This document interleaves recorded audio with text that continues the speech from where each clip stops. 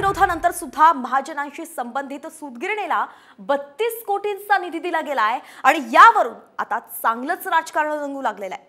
अजित पवारांकडे असलेल्या वित्त खात्यानं विरोध करून सुद्धा राज्य मंत्रिमंडळानं हा निर्णय घेतलाय।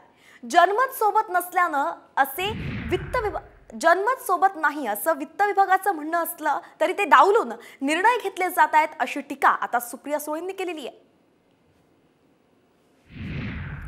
तर मेहरबान आहेत कारण का जनमत त्यांच्या बाजूनी नाही, लोक त्यांच्या बाजूनी नाहीत, म्हणून आता ते नेत्यांवर मेहरबान, हा तुमचा शब्द आहे, माझा नाही, हा वारंवार आपल्याला होताना दिसतोय। आणि वित्त मंत्रालय ही म्हणजे गेल्या काही दिवसाची एक स्टाईल झालेली आहे राज्यामध्ये, एक निर्णय प्रक्रिया की वित्त मंत्र्यांनी विरोध करायचा मंत्रालयाने आणि त्यानंतर कॅबिनेटनी त्याला ओव्हररूल करायचं।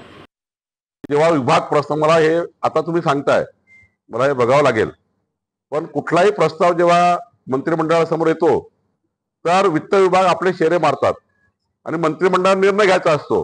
विभागाने जर प्रस्ताव सादर केला त्यामध्ये काय काय बाबी सादर केल्या एकदा मला बघावं लागेल।